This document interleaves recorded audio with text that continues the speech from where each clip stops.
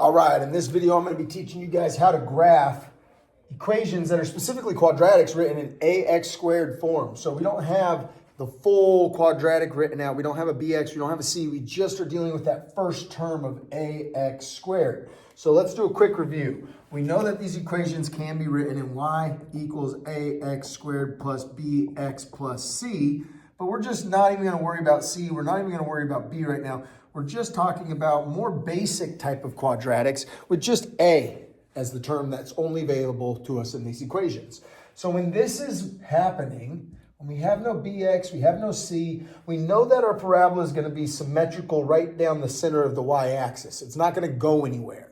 So we don't have to worry about finding a vertex or finding an axis of symmetry. We can simply just pick some numbers to the left, some numbers to the right, and then we know we're going to create a beautiful parabola by the end of it all. Now on this one right here, I want to show you the numbers that I'm going to be using. I'm going to be using -2, -1, 0, 1, and 2. I'm going to use those same exact values for my x's. Remember, we get to choose the x's. The y depends on the x. So we're going to use -2, -1, 0, 1, and 2 again. Remember, what I just got done saying is our parabolas are all centered. They haven't shifted right, shifted left, shifted up, shifted down, because they're all just in y equals ax squared terms. So this last one, however, a lot of times kids will get themselves into a sticky situation because they are going to have to multiply by 1/4 at the end. You take the value of x, you square it, you get a new number, and then we have to multiply by 1/4. Well, when you multiply by 1/4, that's like dividing by 4, right? So we have to have solutions to x squared that are divisible by 4, unless we want to be graphing decimals or halves or fractions. And who wants to do that? We want to keep our numbers nice and neat and whole. So good mathematicians are smart about how they go about things. They're going to say, instead of using -2, -1, 0, 1, and 2, I'm going to use -8, -4, 0, 4, and 8. I want you to look at the equation and try and comprehend why in the world would I have used those numbers. I think you can figure that out pretty quickly, right? So we got a denominator of 4, and I'm counting by 4s. So if that was 1/5, instead of a -8 there, I'd put a -10, a -5, a 0, a 5, and a 10. Okay, so now that we have our table of values set up for us, we just have to find the y values. So we just pick our x values, plug the information into the equation, work it out, and then we'll get an output for y. So this first one's fairly simple, right? We're just taking the value and it looks like we need to square it. So I'm going to use different colors for each one of these. We'll go black for the parent function. So -2 squared gives me +4. -1 squared is going to give me +1. If you're wondering why it's positive, well, what does squaring mean? It means take the number, multiply it by itself. -2 times -2 is +4. 0 squared would make 0. 1 squared makes 1. 2 squared makes 4. So now what I have is a couple of points that I can place on this graph right here and create the parabola, remember, which is a U shape. Parabolas look like this or like this. The only reason it would be flipped upside down is if A was negative. We're not going to worry about that in this video. We're just going to stick with some basic ones so you can get a good understanding of how to graph these. Okay, you're going to have to bear with me because I don't have a graph up here. I had to create a sketch of a graph, so we'll do the best we can. -2, 4 is going to be 2 back, 4 up. So I'm going to go right there and place a dot. -1, 1 is back 1, up 1, place a dot. 0, 0, 1, 1, 2, 4. Make sure I do the best I can so I can get you guys some decent looking parabolas. And our parabola for this would look like that. Now that's our parent function. And it would continue. It's not going to just stop here. They'd continue up. But I'm just going to, for the purpose of time and keeping this not too chaotic, I just want a couple of dots here showing you where and about what that parabola would end up looking like. Now, if we're using graph paper, this is going to be much more precise. So make sure when your teacher tells you to get graph paper, you go and get it because that's an important tool when graphing. Obviously, you can't graph on lined paper. Okay, let's use a different color for 3x squared. So the only difference between this problem and this problem is now I'm taking x, squaring it, but then I have to multiply it by 3.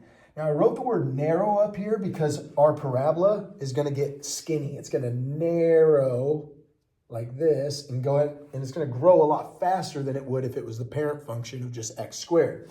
So let's use pink for this one.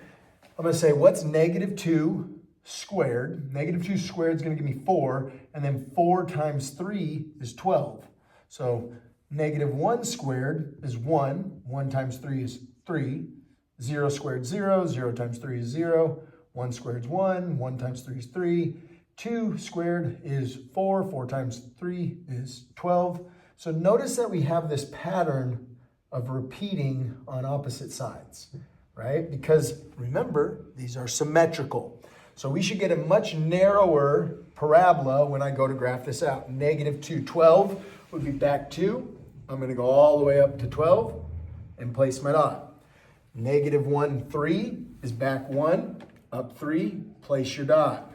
0, 0, I don't need to place it over that. I'll just mix the colors together. 1, 3, 1 over 3 up, 2 over 12 up, and we're going to end up getting a parabola that looks like this. Now notice that parabola is much narrower. It's growing a lot faster than the previous parent function when I graph that one out. Why does it grow so much faster? Because after we do x squared, we're multiplying by 3. Our numbers are going to get bigger because we're multiplying by a whole number afterwards. So what the heck happens when we have a fraction in front? So remember, I choose different values here so I end up getting whole numbers. I don't want decimals there. Graphing decimals is difficult and annoying. So we use negative 8, negative 4, 0, 4, and 8 because we have a 4 down here. So I'm going to say, what's negative 8 squared? I'm going to write this one out for us. 1/4 times negative 8 squared. Negative 8 squared is negative 8 times negative 8, which makes 64. Now, if you take 64 and multiply it by 1/4, you're going to be left with 16. If I take negative 4, let's just erase that and put a negative 4 in. Negative 4 squared, that's 16. Sorry for the messiness there, but that makes 16. And 16 times 1/4, or 16 divided by 4, that's going to leave me with just 4. And just like on these other ones, we're going to have patterns. 0 squared, 0. 0 times 1/4 is 0. If we had a 4 for negative 4, we're going to end up getting a 4 for positive 4. And if we had a 16 for negative 8, we're going to end up getting a 16 for positive 8. So now it's my time to go and just plot all these points. So I need to go all the way over to negative 8, way over here. And then I'm going to travel up to 16, which is the very tippy top. And I need to place a dot. Negative 4, 4 is back 4, up 4. So I'm going to go up to 4 there. Then I need to go 0, 0, 4, 4. And last but not least, 8, 16. Traveling all the way up here to 16. Placing my dot. And this parabola, as you can see, is much wider than my previous two. It extends out. Now, why does it extend out? Well, because it takes longer to grow. You're taking a value, squaring it, which is going to usually make something fairly big. But then when you take that big number you get, you're multiplying it by a fraction. And when we multiply by a fraction, values get smaller. So it is going to take a lot longer for this to start rising up. All right, hopefully this makes sense. You got an understanding of your basic quadratics prior to BX and C coming into play. These are the types of equations you should be able to graph fairly quickly, coming up with your tables, finding your y values, because you're not doing a whole lot of operating. This one, you're literally just taking the x value, squaring it. This one, you're taking the x value, squaring it, and multiplying it by 3. We should be able to go through those with some haste, get through those problems quick. Now, there's other things that come into play when BX and C are a part of our equation. I'll have videos for you on that when you're ready for them. Study hard and good luck on your upcoming test.